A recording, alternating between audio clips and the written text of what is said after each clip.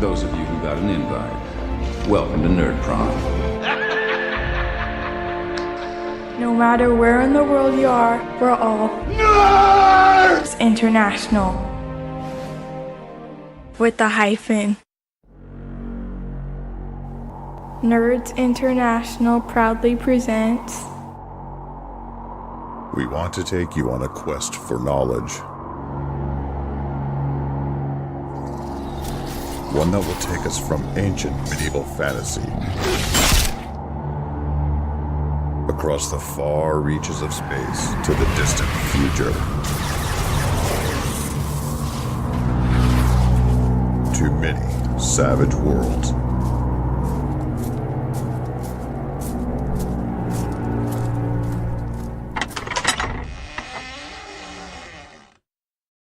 Welcome to this review episode of the Wild Eye Podcast. This is a podcast dedicated to pinnacle entertainment savage worlds aimed at beginners and veterans alike.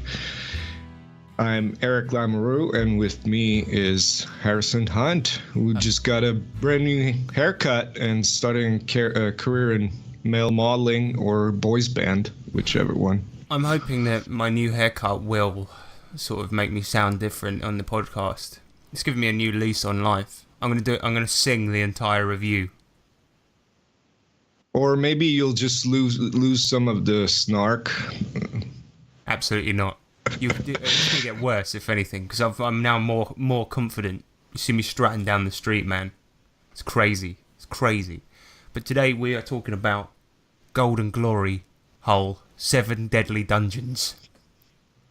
It's gonna be good. Yeah, like two years ago, 2 years ago, episode 24, we had Giuseppe Rotondo on the show to talk about Savage Worlds in Italy, and that's when he kind of a soft announcement that he was working on this project. It wasn't done yet, and now last year it came out. So yeah. Yeah, I mean, we've been meaning to get around to reviewing this for a while, and yeah, I mean, I've been busy. Sorry, Giuseppe. You know, I was going to get around to reviewing it, but I had a lot of things come up, you know. My washing machine broke. Bloody dog shit all up the walls. Oh, God, I've sworn already. Sorry. Anyway, point is I've been busy, but I've got around to it, finally. We got the book. I've reviewed it. Did I like it? Did I not? I know, Eric, you tell me not to spoil it in the opening paragraph, but yes, I did like it. And we're going to get into why I liked it, and what maybe there's some things I didn't like about it. We'll see. But let's get into it, man. Let's get between the covers. Oh, yeah. Oh, yeah. Welcome, one and all, to Between the Covers, the hottest and most greased up segment on this podcast. Yes, that's right, ladies and gentlemen. Things are gonna get a bit weird in here. No, it's nothing sexy. Sorry, what? It's kind of where we talk about a Savage Worlds book from cover to cover. Like some sort of book club. Well, essentially, yes. Well, in that case, I'm leaving. Oh yeah. See you later. So, Golden Glory 7 Deadly Dungeons is an attempt to recreate old school fantasy dungeon crawling in Savage Worlds. And let's have a little quote from the book. It says, "Welcome to a world of legendary heroes and daring feats." Not feats as in the ones on the end of your feet. Feats as in, it doesn't matter. Or more probably, to dishonourable story of ill-fated treasure hunters who will soon bite off more than they can chew, unless they manage to return home with enough gold to carouse wildly until their next expedition.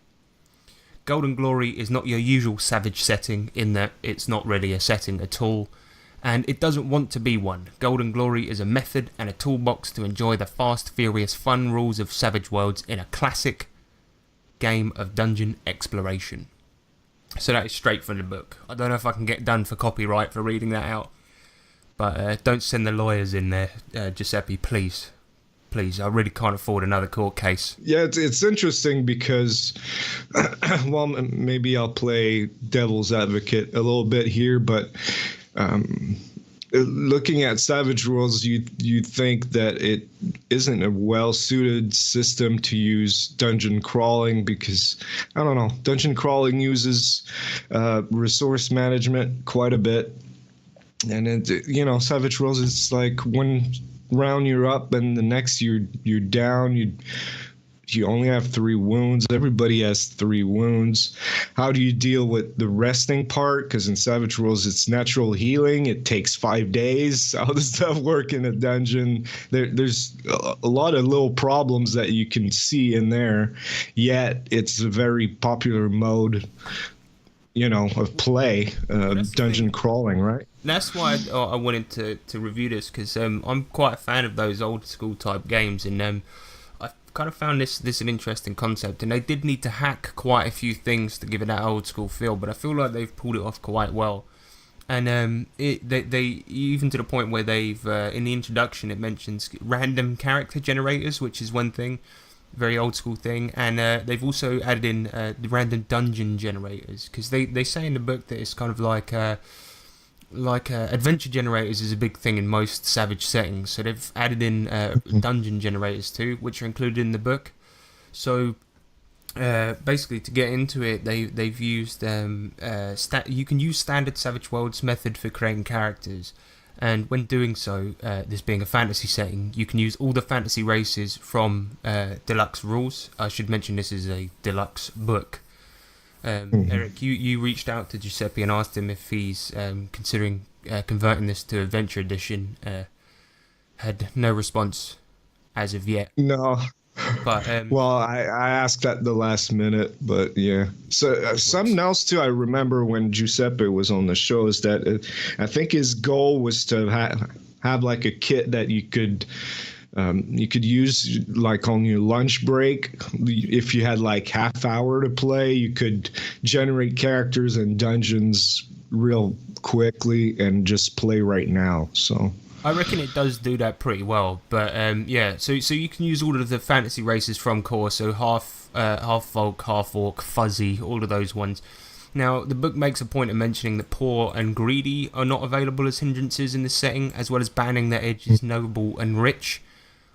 I was trying to kind of think of why that might have been done. You're a lot smarter than I, Eric, so why might that be the case?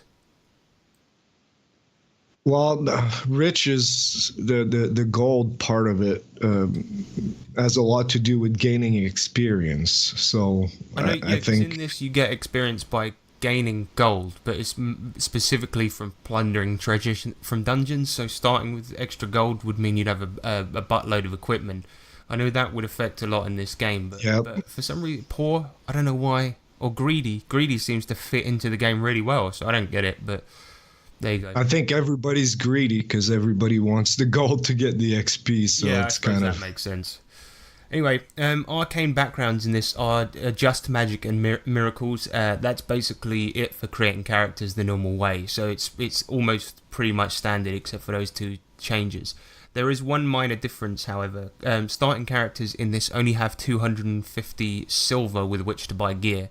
It's because basically when using the random character generator, you'll likely get crappy gear, so it's kind of to balance it out.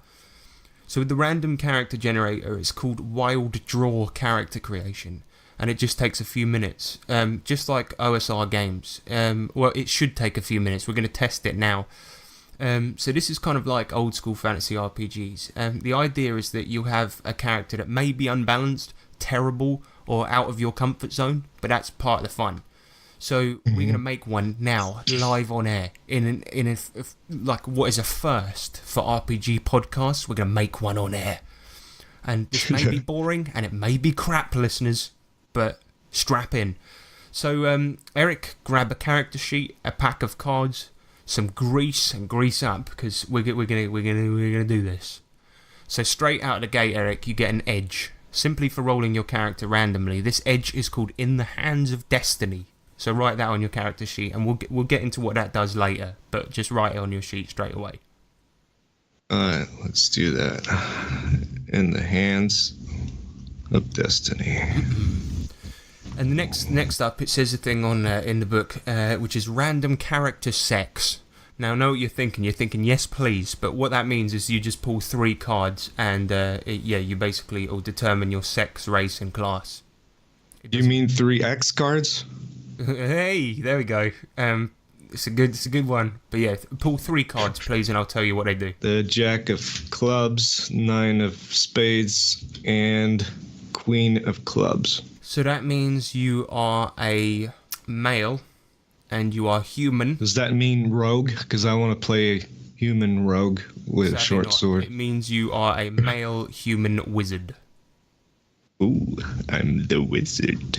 So that means you, as a human, you don't receive the normal free edge, but you all your attributes are a D6, and you have the following skills: fighting D4, knowledge, magic, and occult D6, investigation D6, notice D6, spellcasting D8, and arcane background magic. Now draw 3 more cards for edges and hindrances. Sorry, I don't know why I keep making those noises. I'm just enjoying this quite a lot in a sexy way. Random character sex. So yeah, draw 3 more cards. Queen of Spades, 6 of Diamonds, and 10 of Diamonds. So that means these are for your edges and hindrances. So the first one, the Queen, gives you bloodthirsty. Bloodthirsty wizard. Interesting. The second one gives you anemic, and the third one gives you strong-willed edge. Now for equipment, you will start with a backpack and 2d6 silver pieces, which you can use to buy gear. But as a wizard, you automatically start with a spellbook, quill, ink, d6 candles, and a staff. Or dagger, whichever one you choose. I'll go with the staff. Alrighty. Then you get some extra gear as well, which you pull a couple of cards for, but we won't bother with that because it's boring. Now, with your arcane background, you get some starting powers. So if you start with magic, you begin with Detect, Conceal, Arcana, and then you draw 2 cards to see which other spells you know. So draw 1 card. Would be the Ace of Spades. You got Summon Ally. Nice. The Ace of Spades. No, do not do that. Do not do that. Now draw another one. 3 of Hearts. You got Bolt. Bolt. Magic Missile. Magic Missile. The Ace of Spades. And then lastly, roll a d6 for your trappings. He got a 5. Either nature, acid, or earth. Acid. Okay, so yeah, you have acid trappings on your powers. And that's Nice. it, character made. That was what? Not even 5 minutes. Yeah, amazing. Cool, no? Yeah. What I like about it is, well, a lot of newcomers to Savage Worlds complain that it's kind of, and I agree with them that it's choice paralysis. You got so many edges to look at and skills. Which one do I pick? How does that work? And with this, yeah, in less than 5 minutes, you have full character. You just have to fill in the blanks, right, with the personality and maybe a little background. But it's dungeon crawling, so who cares, right? Yeah, and you can get, like you said, you've got like a bit of a weird character with a bloodthirsty wizard, but I like it. I think it's cool, and it does have that old school feel of getting lumped with a character that's weird or one that's not the type of one that you would normally play, but that's old school for you, man. You get stuck with a character you don't like. The good thing about this one, though, is it doesn't have the old thing of, you know, the innkeeper rule, where you can get a character that's so bad you have to re-roll it. It's impossible in this game. You can get one that's bad to the point where they're kind of useless, but you won't get one that's so bad that it's unplayable, which is awesome. So yeah. Well, I mean, why? If you really hate it, you could just say, "I'm gonna make my own" instead, which would, you know, hold the rest of the group up. But it wouldn't take that long. I mean, no, I mean, I like it because, I mean, one of my first games was Warhammer, and most of character creation was just random rolls, your stats, you know, everything. So yeah, it's great. That's cool. I like it. And some of the cards you pull do give you choices as well. So there's some that you can pull where it's like you can either be a wizard or a rogue, whatever. At the end, as well, there's an optional rule. I just hit my keyboard. There's an optional rule where you can roll for connections too, but I can't be bothered. And then it moves on to the next section of the book, which is equipment, and this section also contains their new rules for encumbrance. I know, listeners, encumbrance rules are boring, right? They are. And I'm not going to lie. So I'm going to try to get through this bit as quickly as possible. But it's important to note because, as Eric said earlier, a big thing about dungeon crawling is resource management, and so I am gonna go into it. So basically, each item in the game is considered to be light, normal, or heavy. Most items that you're likely to pick up are normal, like pikelets, pogs, polywags, pingles, that kind of thing. Basically, any one-handed weapon is considered to be normal weight. A normal weight item has a value of 1. Now, heavy items, things like bombos, jumblies, jumbos, those all weigh 2. This also applies to all weapons which take 2 hands to wield, for example, Gary's penis. Light items, like anything non-encumbering, scrolls, potions, diddles, swifters, they all weigh 0. However, if the GM so rules it, a collection of light items can weigh 1. So, like if you have a bag full of potions, that can be a normal item. Now, I know what you're thinking. There must be some exceptions. Some things weigh more than a 2-handed broadsword, and yes, you're right. So plate armor is one exception the book gives. It weighs 4. And there must be others, but as a general rule, the GM is advised to use this kind of easy encumbrance system.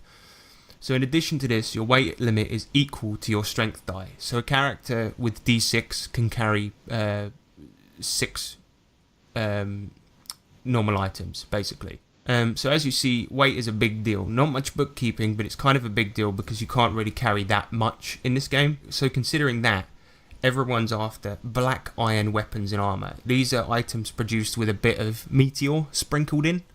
And the stats are the same, but they're considered to be magic and weigh less. So if a creature is like they're weak to magic, you hit someone with black iron, they're going to get hurt by it. And in addition to that, they weigh less. The stats are exactly the same. What about the what about the silver pieces and gold pieces? Does that have a weight too? I doubt it. Unless you're carrying like a ridiculous amount. If you had a sack full of gold pieces, then you should probably give it a weight kind of thing. And that's kind of the same as like any fantasy thing. Basically, like 10 silver pieces is a gold piece, and so on. Okay. But yeah, most of the equipment in this is your usual fantasy stuff. There's nothing that remarkable about it. It's just, swords, armor, that type of thing. Spells, battles, maiming, killing. But there's a cool section for magic scrolls. Essentially, you can now buy scrolls with a spell on them. I don't know if this is in like the Fantasy Companion or anything like that. But like in classic role-playing games, you can learn spells from scrolls. And this is at a -2 per rank penalty, so you essentially roll your spell casting and then you can learn the spell from a scroll. So the GM should sort of hand these out rarely, kind of thing. And essentially anyone can cast from a scroll as well, even untrained, and it counts as quick casting. So failing means backlash, and we'll get into that later. And then there's a guide on how much they cost to make and buy as well. But I didn't detail all of this in the review because that would also be boring, much like talking about encumbrance. Sorry, everyone. Anyway, now we're on to your favourite part, Eric, which is the setting rules. So magic, as in arcane magic for wizards, is basically the same, but now there's modifiers for armour. And essentially like in old school games where... Depends on how old school, but like like in AD&D. Yeah, metal. Metal interferes with magic and stuff. Yeah, exactly. Not as in the music, but as in wearing it. Because putting on some heavy metal would probably make the spell go off better. Especially if you're bloodthirsty. Exactly. Then you put on a bit of Metallica. It's gonna be amazing. But yeah, it's -2 for casting and leather, -3 for plate, and other bits like helmets and cod pieces cause a further -1. And power points now are only recovered by sleeping. So essentially that's kind of, it makes that spells per day thing kind of come back into it. And spells and trappings are unique, kind of. You can have an ice burst and a lightning blast, but those are now considered to be 2 different spells because of the properties they have, and as such have to be acquired separately. And the wizard class can now prepare spells too. So each day, a wizard can prepare a number of spells equal to his maximum power points divided by 5. And this takes an hour. And then these spells cost 0 power points to cast, and they're at a +2 to cast, but you have to prepare them ahead of time. So if usually it's 10 power points, I think, for the wizard. So divided by 5, I would start with 2 prepared spells from my list, right? Exactly. Yeah, and you only get backlash on those prepared ones on a Snake Eyes, as opposed to normal spells, which are considered to be quick cast. Those use power points, and you get backlash whenever you fail on those. Oh, not just like rolling a 1 on your spellcasting dice. Is if you fail, it's a backlash. Okay. So yeah, you ideally want to cast your prepared ones and only quick cast when absolutely necessary. So yeah, essentially, you kind of wizards are. They need to be more considered, careful characters. So. And there's another thing you can do as well, which is ritual casting. It essentially takes longer, extends the spell duration, and costs half the amount, and also gives a +2 to your roll. And there are also unique spell rules for miracles too, for clerics. Basically, they get half their maximum power points back at sunrise and half back at sunset, and they get a +1 to faith rolls while holding a holy symbol. And all powers have the light trapping. They just have to. So even if you're, casting, detect arcana or whatever, yeah, it has a light trapping. So say goodbye to trying to sneak while doing any spell. Well, there's something that I just thought about that's kind of weird. Sunset and all that. Sundown. If you've been in a dungeon for like 3 days, how do you know that? Do people carry watches in Golden Glory? Oh yeah. Well, no, because this is a medieval age, right? So watches didn't exist. So you'd have to have a grandfather clock on your back. Yeah. No, I think what it is you would just have to wait. You wouldn't know, and eventually it would just come back. Okay. Yeah, GM just hand wave, sun up. Maybe he's holding like a sun on a piece of cardboard with a stick, and he just waves it.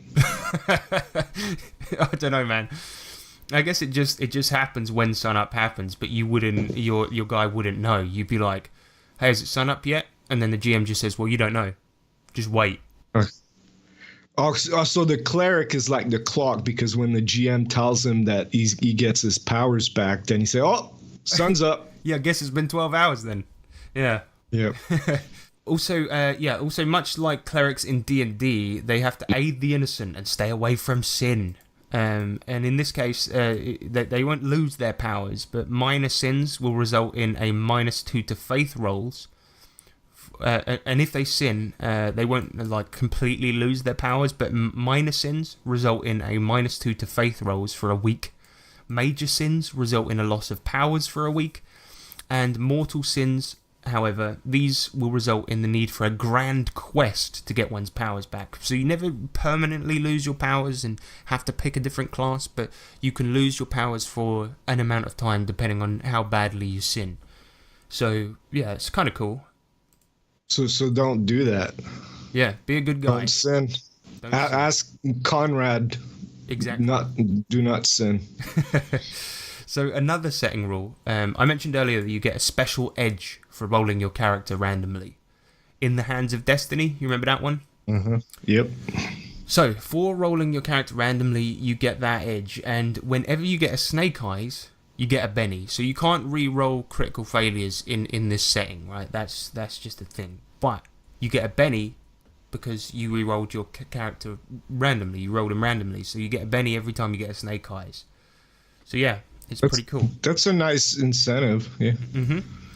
And another interesting thing is that, as you mentioned at the beginning, experience is rewarded based on recovering gold from dungeons, just like an old school game. So it's got a new experience thing in this, where every time you get 1 gold piece, you get 1 experience. And that's when you plunder loot and stuff. So now you get 1 advance based on how much experience you get, and I believe I should have written this down. I really should have, and I apologize. I have the page up right now. Depends on the rank. Novice is 50 XP. Seasoned, it's 100 XP.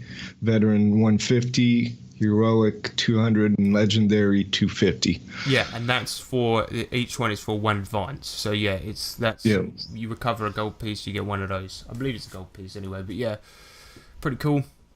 And yeah, there's a random dungeon generator in this too, as I mentioned. But that's all the setting rules. And yeah, the random dungeon generator. These are called wild draw dungeons, and don't know how I feel about this. They might be cool. I really need to test this out, but I like the look of it.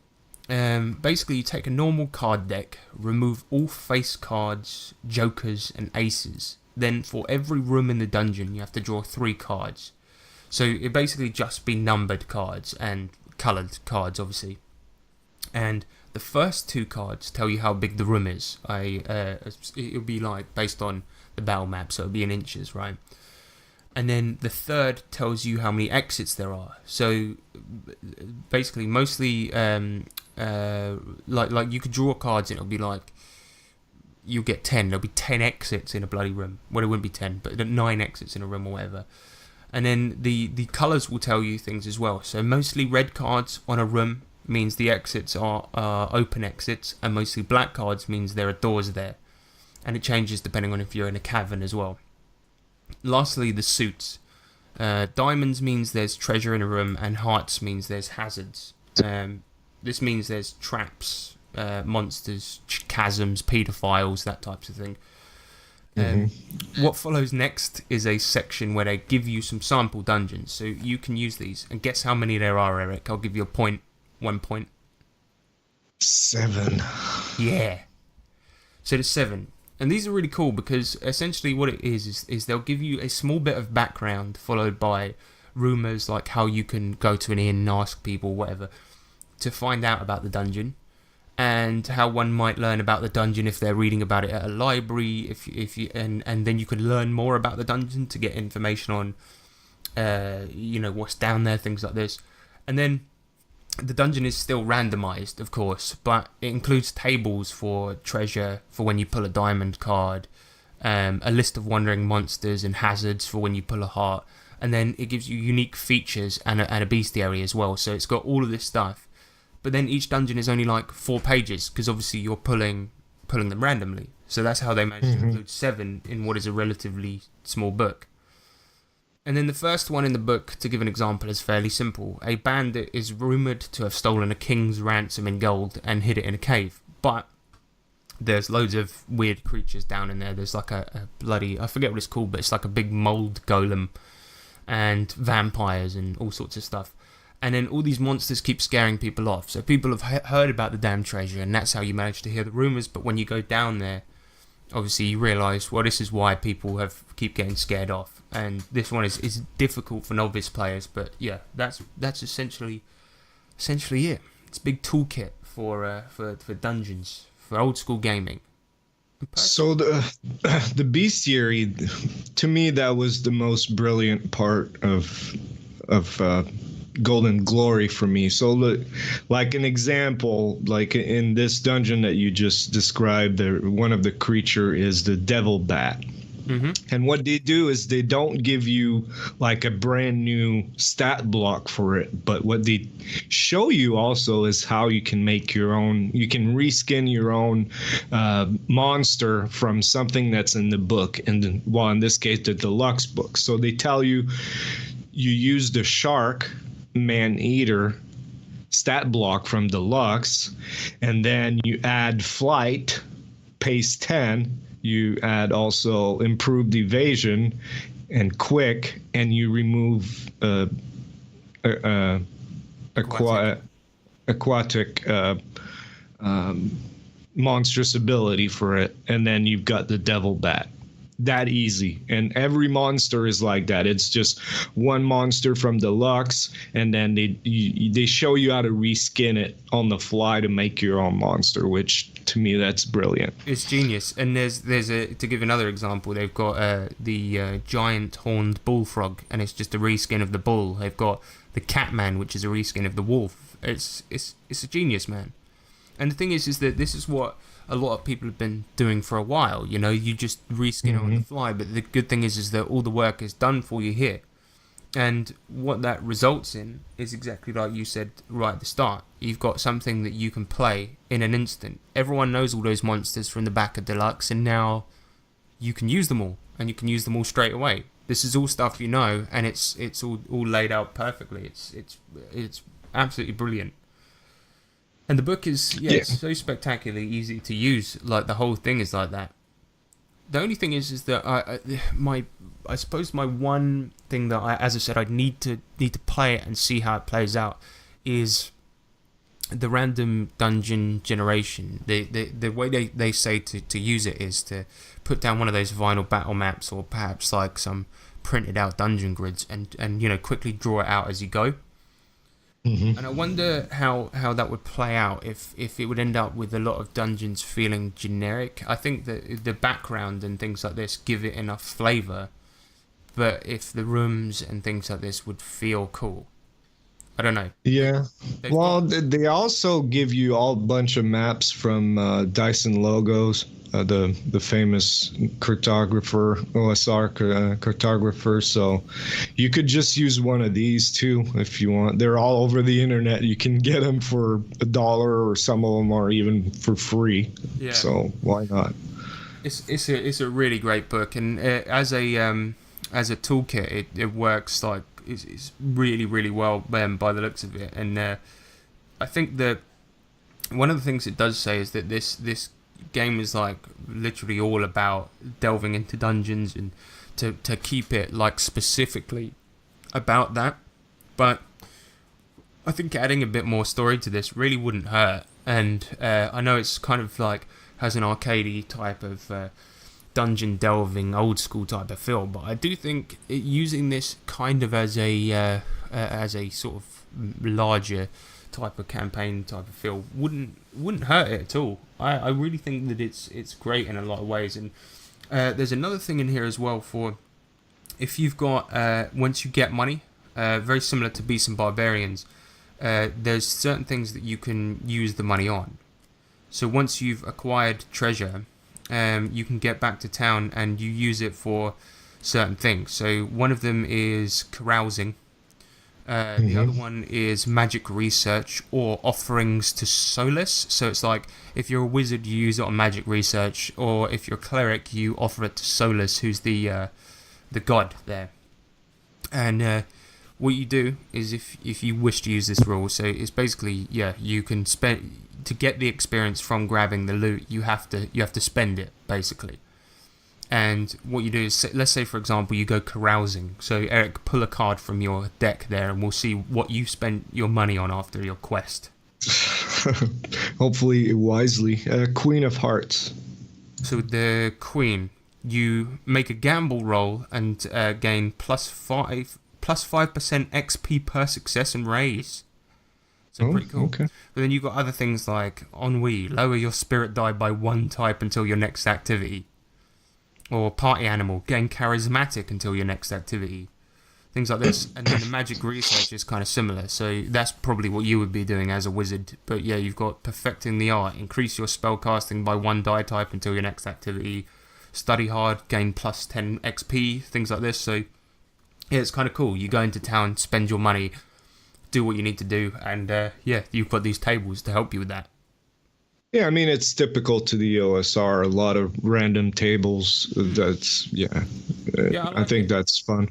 I think that they've had to kind of hack the game a little bit to make it like that, but it still feels like Savage. I don't think that there's too much different, and I think they're using the cards and stuff like this is great. And I also think that exploding die in a old school game would be amazing. Yeah. I was a while ago I started working on a one shot for Darkest Dungeon, the video game, the PC game. And I just found out in this book that there are rules for lighting using your torches and all that. Using the usage die. So basically you've got to know how long your torch is going to burn. It would be like a D6, and at the beginning of each scene you roll it, and if you roll the 1, it goes down 1 die type. And then once you go down from D4, then your torch goes off. There's that, and there's also new rules for fleeing from encounters as well. Using your favorite rule, the chase rules. Running away from an encounter within a dungeon is resolved within an agility-based standard chase. Oh god. Chase. I think there's a reason I skimmed over that one.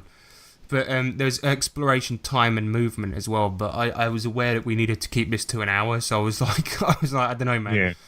You know, chase. Yeah, well, that's cool though. The chase part there, where, if you get a complication, instead of using, the normal complications, if they were running to a room and that room had a trap, the trap would become, the trap becomes the complication in this case. You set up the trap because you're running away from monster. You could add more monster chasing you because you open a door thinking you're running away from the ogre chasing you, and in that room there's, I don't know, a dozen kobolds or something. I do think it'd be great, especially when, if you're trying to run away and it's like randomly generated. Imagine the types of stuff you might get. It would be crazy, man. And then suddenly you've just got this big party of like 100 monsters like chasing you through a dungeon. Man, it'd be so good. The cool thing is as well is that even if you're not using the random tables, like you could use this just to grab your favorite old school adventure and just convert it over rather easily. I mean, we're doing SavageCon UK in Red Hill on the 13th and 14th of April, only £10 a ticket. Come along. And I was considering using this to run a DCC adventure because I love DCC, and I was thinking I might use this, man. Get people to roll out characters randomly on the day, be awesome. Yeah, I mean, even if you don't care about the random generation, and you're wrong, but if you don't, I mean, you got 7 dungeon crawls right in the book too that you can use in any games. You could use it in Halfrost or I think the Shintar generation is sort of a big part of what makes the product worth getting. That's what makes it so cool, because as you say, you can sit down and just play it for a quick game easily. Great for pickup games. So yeah, by all means, everyone go out and buy this. It's well good. I think this is going to be. So this is what, 114 pages, the PDF, and it's the small format, right? The 6x9. Yep. So it's a quick read. I think it was like $20, print on demand. What do you think of the presentation, the artwork? I quite like the artwork. I think it's great. It looks nice. It's got quite an old school feel to it. I think the artwork's fantastic. I like the cover as well, and the back cover. It's good. The back cover's got that demon type dude that looks like the original AD&D cover. And the front cover, it's got a bunch of adventurers on there. It looks very nice. It's not like mind-blowingly nice, but it is like perfectly decent. Layout's fine, and the artwork's really cool. The monsters are really well drawn as well. So yeah, I like it a lot. Plus, there's some really cool sections where it's got like big single-page pieces of art that are absolutely amazing. So yeah, and it's very consistent as well. So I like it a lot. And the writing is perfectly good as well, because you've got like this. It manages to keep things brief and easy to understand, as opposed to going on and on and on. It's the whole thing is very easily digestible. So yeah, I think it's very well made. If there's ever anything you need to look up, well, the rules are all done very quickly, and as I say, easily digestible. So you just look something up and everything is done within like a few sentences or a paragraph. It's no pointless ambling on about stupid crap like I'm doing now. So yeah, really well done. So if you were to give it a number of torches, 10 10 being the best one, how many torches would you give this product? You know, I'm going to give it a solid 8 torches out of 10. That's pretty good. Yeah, well, I think it achieves what it wants to achieve. I need to test it out and actually play it, but I think for giving it an old school feel of OSR role playing, I think that they've really, really considered the rules in the way that it all works, and it's like it's very, very cleverly done. Like even down to the very minor things, like well, now PowerPoints are recovered by sleeping, and that's just a tiny little detail that they've thought of, where they've just gone, instead of saying where they could have just gone new setting rule where okay now wizards need to pray for their spells each day. They could have done that, but they've just gone, okay, well, we'll keep PowerPoints, but you now recover them by sleeping. Simple. And it keeps it savage, but it's just a minor tweak, and that's it. And I like that, because all they've done is tweak the game rather than try to completely rejig what it is, you know. And that to me, it shows their adeptitude at being at game design, and that's what I like. Awesome. All right, well, check it out, folks. That's it, man. So, Eric, it's Valentine's Day today. Love is in the air. You got me anything? No. What the hell, man? Why are you frowning so much? You look disgusted. I'm thinking I'm gonna have to come up with something today for the wife too, so. What the hell, you didn't get her anything? No, we're not too big on holidays and stuff. We just spoil each other whenever, regardless of holidays. Well, okay, you show me.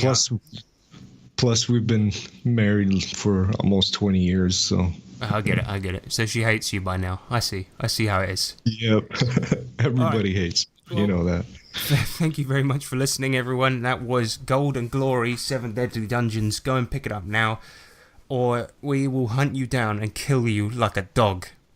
Isn't that right, Eric? No, not me. He will. It's Valentine's Day. Okay. I won't do We'll that hunt on you down and Valentine's make Day. love to you like a dog. There we go. How about that? That's better.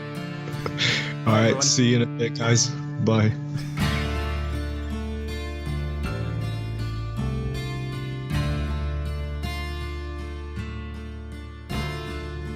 The Wild Eye Podcast is not affiliated with or endorsed by Pinnacle Entertainment Group or official Pinnacle licensees. Any of the products mentioned on our show or appear on our website are the property and copyright of the respected owners. All music and artwork is used with permission of Pinnacle Entertainment Group. All items are used under fair use and educational and review purposes. All other items are the intellectual property of the Wild Eye Podcast.